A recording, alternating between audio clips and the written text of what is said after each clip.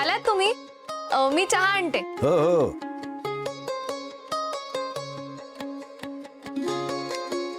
बाबा मी आलो.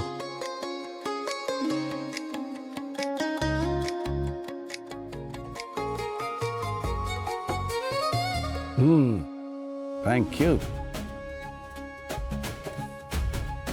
वाह, मस्त झालाय चहा. खरंच तुम्ही दोघी बहिणीनं मन जिंकताय माझं. म्हणजे अगं म्हणजे एवढ्या कमी वेळात तू घरातली सगळी कामं सांभाळायला लागलीस आणि तिकडे तुझी बहीण इतक्या कमी वेळात अख्खं दुकान सांभाळते. काय केलं तिने? 2 दिवसात अख्खं दुकान आपलंसं केलंय तिने. तुला सांगतो, स्वराज सुद्धा एवढ्या कमी वेळात दुकानातली कामं शिकला नव्हता. तुला सांगतो, आता तिला दुकानातल्या जवळजवळ सगळ्या गोष्टी जमायला लागल्या आणि इतकी डिसिप्लिन्ड आहे ना. सगळी कामं कशी अशी वेळेत संपवते. बरं, वेळेत संपवायचं म्हणून कसं उरकून टाकत नाही, मनापासून करते सगळं. आणि ऑब्झर्वेशन म्हणशील तर कमाल. कुठे कुठे काय काय बघितलेलं सगळं इम्प्लिमेंट करून बघते आपल्या दुकानात. मला अशी प्रयोग करणारी माणसं खूप आवडतात बघ. ज्योती दिवसेंदिवस घरातल्या माणसांच्या जवळ येते आणि हे सगळं माझ्यासाठी खूप धोकादायक आहे.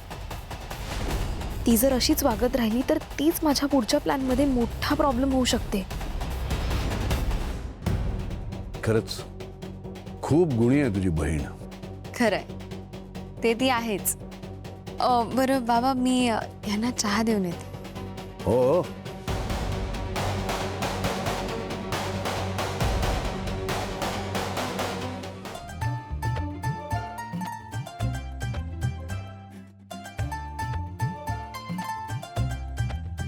ही अचानक स्टाफ रूम मध्ये?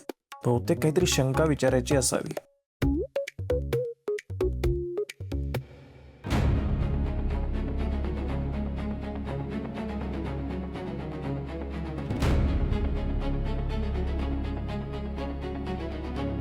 Hello sir. Hello ma'am. Sir actually मला ना एक शंका होती. एक टर्म मला कळतच नाही आहे. प्लीज तुम्ही एक्सप्लेन कराल? हां बोल ना. सर, अपॉर्च्युनिटी कॉस्ट म्हणजे आपण एखादी गोष्ट जर खरेदी केली तर त्या गोष्टीची जी काही कॉस्ट असते तिला अपॉर्च्युनिटी कॉस्ट बोलतात, राईट? नाही नाही नाही, त्याचा अर्थ थोडा वेगळा होतो. म्हणजे बघ, एखादी वस्तू तू 100 रुपयाला घेतलीस,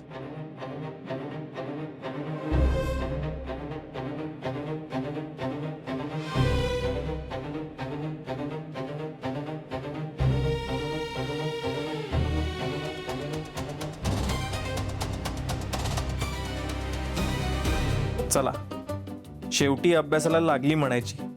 चांगलंय. आणि अभ्यास करून हिला प्रश्न पडतायत हे अजूनच चांगलंय. खरं म्हणजे तेच महत्वाचं असतं.